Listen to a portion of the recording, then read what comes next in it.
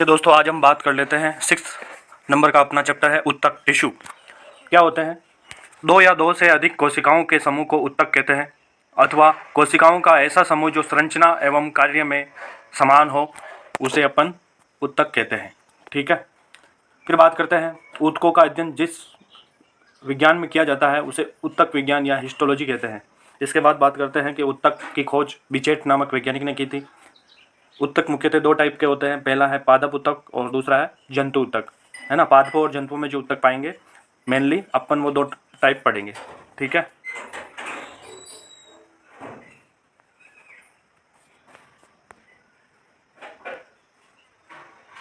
अब बात कर लेते हैं पादप उत्तक। पादप उत्तक क्या होता है? पादपों के शरीर में कोशिकाओं के समूह से निर्मित उत्तक को पादप उत्तक कहते हैं। पादप उत्तक भी मुख्यतः दो टाइप के होते हैं, है ना। पहले अपन ने पढ़ा था कि उत्तक दो टाइप के होते हैं, पादपों में और जंतुओं में, है ना, पादप उत्तक और जंतु उत्तक। फिर बात करते हैं पादप उत्तक। पादप उत्तक भी दो टाइप के होते हैं, विभिज्योतक उत्तक और स्थायी उत्तक।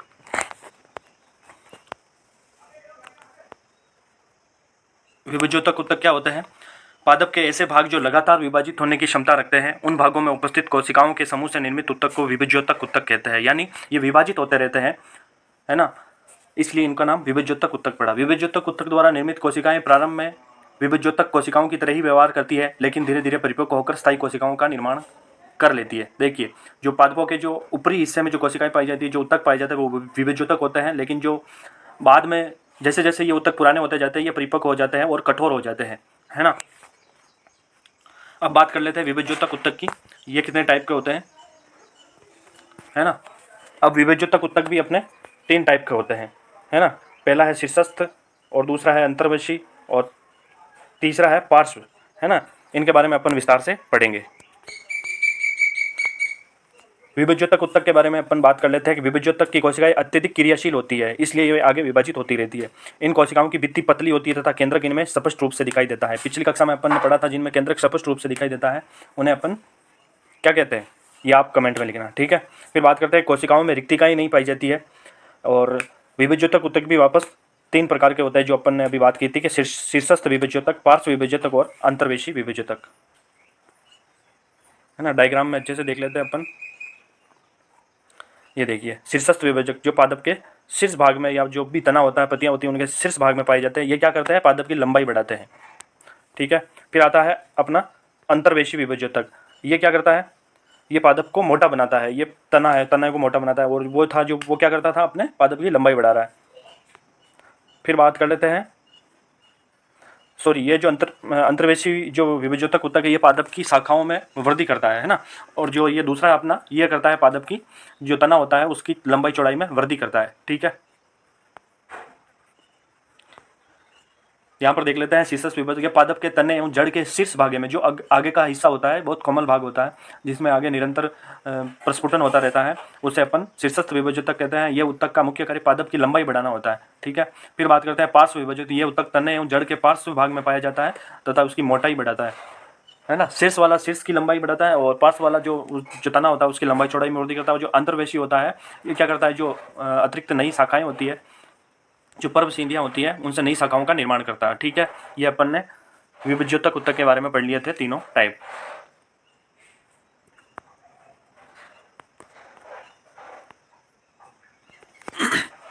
ये वो देख लेते हैं। शीर्षस्थ विभाजक का क्या कार्य है? लंबाई बढ़ाना। पार्श्व विभाजक का कार्य मोटाई बढ़ाना और अंतर्वेशी विभाजक का कार्य है शाखाओं में अतिरिक्त वृद्धि करना। ठीक है, अब बात कर लेते हैं स्थायी उत्तक। क्या होते हैं? विभाजक से बनी कोशिकाएं धीरे धीरे परिपक्व होकर विभाजन की क्षमता खो देती है या कम हो जाती है, उसे स्थायी उत्तक। अपन ने सबसे पहले पढ़ा था कि जो कोशिकाएं परिपक्व हो जाती है, आगे विभाजित नहीं होती है, वो स्थायी उत्तक में परिवर्तित हो जाती है, यानी कठोर हो जाती है। ठीक है, अब बात कर लेते हैं स्थायी उत्तक। स्थायी उत्तक भी दो टाइप का होता है, सरल स्थायी उत्तक और जटिल स्थायी उत्तक।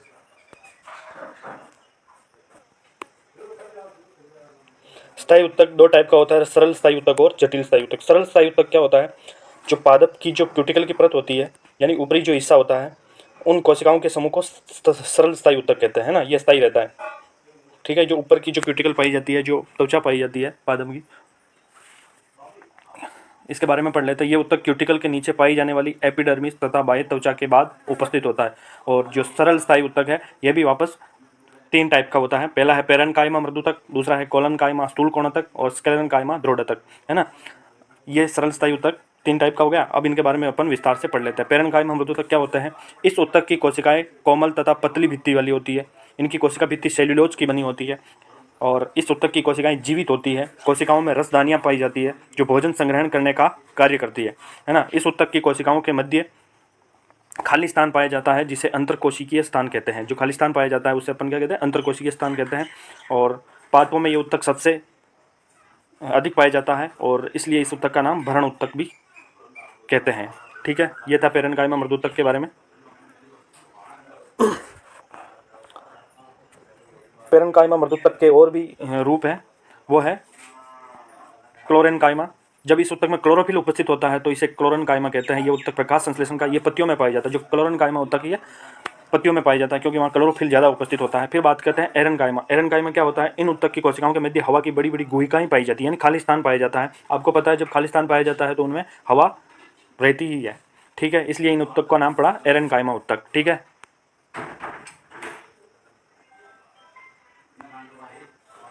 ये देखिए एरेन्काइमा जो ऊतक है, इनका डायग्राम है और ये जो दिख रहा है ये केंद्रक हो गया, ये इसकी बाह्य त्वचा हो गई और यह है जो अंतरकोशीय स्थान हो गया इसके बीच।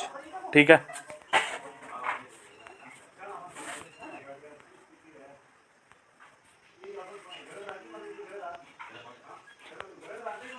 कोलेनकाइमा। कोलेनकाइमा ऊतक क्या होता है?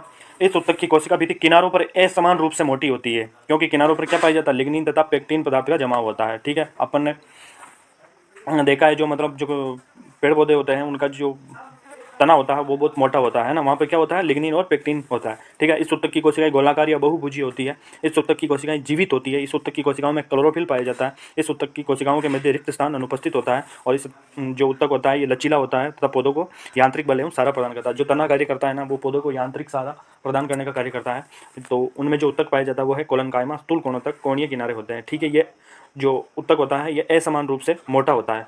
ठीक है, और इस तना में क्या पाया जाता है? लिग्निन और पेक्टिन पाया जाता है। लिग्निन और पेक्टिन पाया जाता है। ठीक है,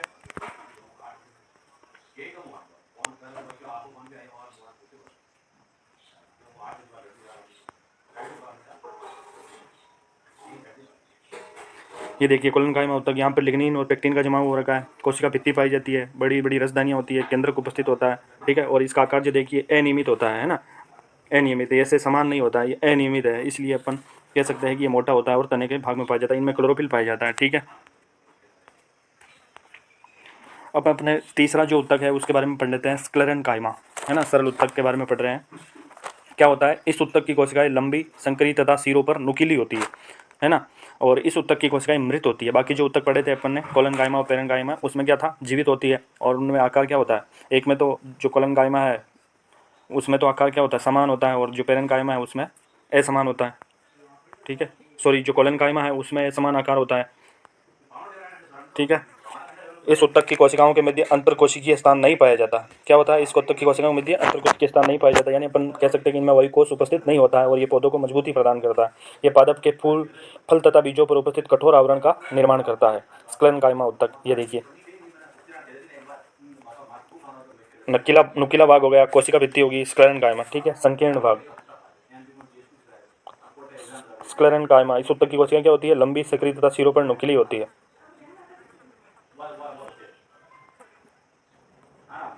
ठीक है, ये देखिए डायग्राम स्क्लेरेन्काइमा ऊतक का। इनमें कोशिका भित्ति पाई जाती है, इनका भाग संकीर्ण होता है, नुकीला, आगे से देखिए नुकीला हो रहा है। ठीक है, अपना दूसरा टाइप का जो ऊतक है वो है जटिल ऊतक। अपन ने मतलब एक नंबर पढ़ लिया था सरल ऊतक, है ना। सरल ऊतक के तीन टाइप पढ़ लिए थे, पेरेन्काइमा, कोलेनकाइमा और स्क्लेरेन्काइमा। इनका डायग्राम देख लिया, इनकी विशेषताएं देख ली, क्या कार्य करते हैं। ठीक है, इन क्या क्या पाया जाता है, इनका आकार कैसा होता है, ये सभी अपन ने देख लिया, अच्छे से पढ़ लिया। अब अपन बात करते हैं जटिल ऊतक क्या होते हैं। एक से अधिक प्रकार की कोशिकाओं से निर्मित कोशिकाओं का समूह जो एक साथ मिलकर एक कार्य को पूरा करता है उसे जटिल ऊतक कहते हैं। यानी एक से अधिक प्रकार की, अलग अलग प्रकार की कोशिकाओं से निर्मित कोशिकाओं का समूह जो एक साथ मिलकर कार्य एक ही करता है ना, उसे जटिल ऊतक कहते हैं। जटिल ऊतक मुख्यतः दो टाइप का होता है, जाइलम और फ्लोएम। देखिए सबसे इंपॉर्टेंट है अपने ये जाइलम और फ्लोएम क्या है? जटिल ऊतक। एक नंबर में आपके क्वेश्चन भी आ सकता है कि जटिल ऊतक के नाम लिखो, फिर आ सकता है सरल ऊतक के नाम लिखो। ठीक है, साथ साथ में आप इनके नोट्स भी बनाते चलिए, जिससे क्या होता है कि एग्जाम के टाइम आप मतलब इन चीज़ों को व्यवस्थित तरीके से पढ़ सकते हो, है ना, कम समय में।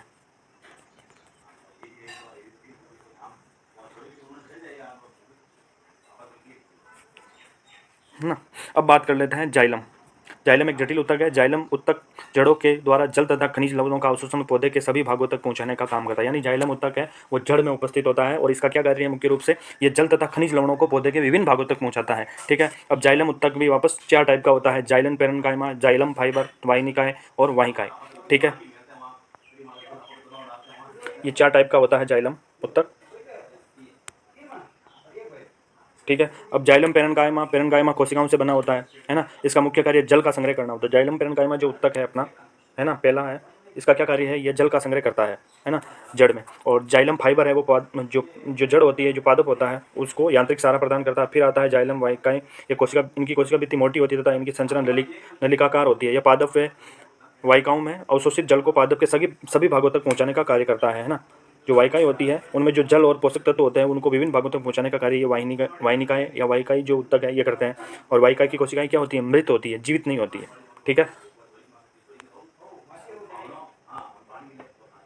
ठीक है, अब अपन बात कर लेते हैं इनके डायग्राम के बारे में। देखिए ये वाहिनिकाओं का डायग्राम है, ये वाहिकाएं, और यह है अपने पेरेन्काइमा जो उत्तक है, जड़ में पाए जाते हैं। जाइलम वाहिका, जाइलम वाहिनिका और जाइलम पेरेन्काइमा जो उत्तक है ये, ठीक है, ये जड़ में पाए जाते हैं। अब बात कर लेते हैं अपन फ्लोएम उत्तक के बारे में। ये क्या होता है, देखिए जो जाइलम था वो जड़ में पाया जाता है, मेन रूप से आपको ये याद रखना है। और फिर इनके चारों टाइप आपको बताना है, जाइलम वाहिका, जाइलम पेरेन्काइमा और जाइलम वाहिनिकाओं और इनके बारे में। ठीक है, अब बात कर लेते हैं फ्लोएम उत्तक। फ्लोएम क्या होता है, ये उत्तक क्या किस में पाया जाता है, मेनली अपने जो पादप होता है उसकी पत्तियों में पाया जाता है फ्लोएम उत्तक। फ्लोएम है ना, जो पत्तियों से जो प्रकाश संश्लेषण द्वारा जो भोजन बनता है वो इनका मेनली कार्य है कि जो भोजन होता है उनको सभी भागों में पहुंचाना पौधे के।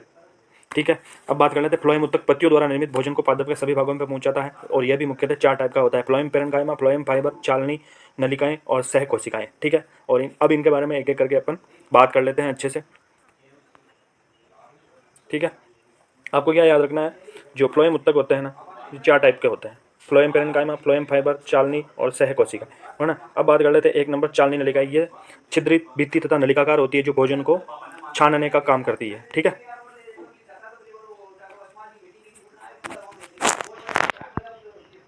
ठीक है, फ्लोएम फाइबर की जो कोशिकाएं होती है वो मृत होती है। और चालनी नलिकाओं में क्या होता है, केंद्रक अनुपस्थित होता है।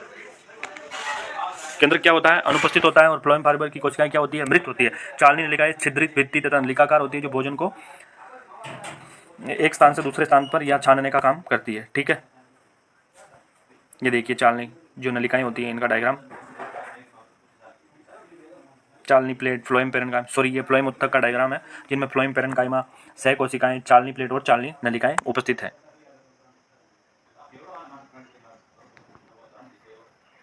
ठीक है, अब बात कर लेते हैं जंतु उत्तक, है ना। पहले अपन ने पढ़ा था पादप उत्तक के बारे में, अब अपना सबसे इंपॉर्टेंट है जंतु उत्तक, 2 नंबर, है ना। 1 नंबर अपन ने पढ़ लिया था जो पादप होते हैं उनमें कौन कौन से उत्तक पाए जाते हैं, उनके कौन कौन से टाइप होते हैं। ठीक है, जटिल उत्तक कौन से होते हैं, सरल उत्तक कौन से होते हैं। ठीक है, इनके सब डायग्राम के बारे में पढ़ लिया। अब बात करते हैं अपना मेन पादप पढ़ लिया, अब बात करते हैं अपन जंतु उत्तक के बारे में। क्या होते हैं, ये प्राणियों के शरीर तथा कोशिकाओं से निर्मित, प्राणियों के शरीर में कोशिकाओं से निर्मित होते हैं और ये कोशिकाएं आपस में मिलकर जंतु उत्तक का निर्माण करती है ना। जो प्राणी होते हैं उनकी जो कोशिकाएं होती हैं उनसे ये निर्मित होते हैं और किसका निर्माण करते हैं, जंतु उत्तक का निर्माण करते हैं। अब जंतु उत्तक भी कितने टाइप का होता है, ये भी 4 टाइप का होता है। पहला है उपकला जो एपिथेलियम उत्तक, फिर दूसरा है संयोजी उत्तक, तीसरा है पेशी उत्तक और चौथा है तंत्रिका उत्तक। ये देखिए 4 उत्तकों के बारे में अपन ने लिख रखा है। ठीक है, उपकला उत्तक, संयोजी उत्तक, पेशी उत्तक और तंत्रिका उत्तक, इनके बारे में अपन विस्तार से पढ़ लेते हैं जल्दी से। पहला है अपना उपकला उत्तक, ये जंतुओं के शरीर की ढकने तथा बाह्य रूप से सुरक्षा प्रदान करने के लिए पाए जाने वाले उत्तक को उपकला उत्तक, यानी अपन कह सकते हैं जो अपने शरीर को जो बाहरी आवरण होता है, उस जो त्वचा होती है उसमें ये उत्तक पाया जाता है। जितने भी सजीव जीव हैं उनके बाहर की जो संरचना होती है, जो बाहर की जो आवरण होता है उसमें ये उत्तक पाया जाता है, इसलिए इस उत्तक का नाम एपिथेलियम उत्तक भी है। इस उत्तक की कोशिकाएं आपस में गहरे संपर्क में रहती है, अर्थात इन कोशिकाओं के मध्य खाली स्थान नहीं होता है ना। ठीक है, और ये देखिए इस उत्तक की कोशिकाएं पतली होती है, अपनी चमड़ी होती है वो पतली होती है। मुख गुहा, आहार नली, श्वास नली, रक्तवाहिनी एवं नलिकाओं के बाह्य आवरण उपकला उत्तक एपिथेलियम उत्तक से बने होते हैं। और ये भी वापस 4 टाइप के होते हैं, सरल सल की उपकला उत्तक, सरल घनाकार उपकला उत्तक, सरल स्तंभाकार उपकला उत्तक, सरल रोग उपकला उत्तक, है ना। उपकला के 4 प्रकार के होते हैं, है ना। सरल सल के उपकला उत्तक क्या होता है, ये उपकला उत्तक शरीर की बाह्य सतह पर पाया जाता है। सरल सल्की उपकला उत्तक ये शरीर की बाह्य सतह पर पाया जाता है। इसका मुख्य कार्य शरीर के अंदरूनी भागों की सुरक्षा करना है। ये देखिए सल्की जो उत्तक है इसमें क्या होता है, सल्की कोशिकाएं दिख रही है और जो नीचे क्या है, आधार तंतु है। ठीक है, ये देखिए नीचे आधार तंतु है और ये ऊपर क्या है, कोशिकाएं हैं। और ये कोशिकाएं मिलकर किसका निर्माण करती है, सरल सल्की उपकला उत्तक की। फिर 2 नंबर है अपना सरल घनाकार उपकला उत्तक। ये क्या ये कहाँ पर पाया जाता है? ये ग्रंथियों तथा नलिकाओं के भीतरी सतह पर पाया जाता है, जो अपनी आहार नली होती है, श्वास नली होती है और जो नासिका गुहा होती है, उनमें ये पाया जाता है। ठीक है, नलिकाओं में पाया जाता है। ये घनाकार कोशिकाओं से बना होता है, ये देखिए घनाकार है ना। और इनमें नीचे देखिए आधार तंतु सभी में है, लेकिन इनकी स्ट्रक्चर देखिए है ना, ये चपटी थी और ये घनाकार है, इसलिए इन उत्तक का नाम पड़ा सरल घनाकार उपकला उत्तक। ठीक है, हालांकि ये उपकला उत्तक का ही भाग है, एपिथेलियम उत्तक के भाग है। ठीक है, अब बात कर लेते हैं तीसरे टाइप के बारे में। ठीक है, दो टाइप अपन ने पढ़ लिए, सरल सरल की उपकला उत्तक, सरल घनाकार उपकला उत्तक। ये शरीर की बाह्य सतह होती है उसमें पाया जाता है, और ये नलिकाओं एवं गुहिकाओं में पाया जाता है। ठीक है, जैसे आहार नली होगी, श्वास नली होगी। ठीक है, ठीक है, फिर बात कर लेते हैं सरल स्तंभाकार उपकला उत्तक की। ठीक है, ये क्या होता है? ये आहार नाल तथा पाचन तंत्र के कई भागों में पाया जाता है। इसका कार्य अवशोषण करना होता है। ठीक है, इसमें क्या पाए जाते हैं? सूक्ष्म जो रोम होते हैं वो पाए जाते हैं, जो क्या करते हैं? चूसने का कार्य करते हैं। ठीक है, और इसका आकार कैसा होता है? स्तंभाकार होता है, इसलिए इस उत्तक का नाम पड़ा सरल स्तंभाकार उपकला उत्तक। फिर बात कर ले चौथा, सल्कीय उपकला उत्तक। देखिए सल्क निकले हुए हैं, है ना, इसलिए इस उत्तक का नाम सरल सल्की उपकला उत्तक पड़ा है। और इसका जो ये कहाँ पाया जाता है? ये श्वसन नलिका, मूत्राशय तथा श्वास नली में पाया जाता है ना, सल्क पाया जाता है इनमें। इसका कार्य सुरक्षा और स्त्राव करना। ये क्या करते हैं? जो अपने एंजाइम होते हैं, जो पाचक रस होते हैं, उनका स्त्राव करते हैं। ठीक है, यानी जो लिक्विड होता है उसका स्त्राव करते हैं। ठीक है, पाचकों का ये नहीं करते हैं। ठीक है,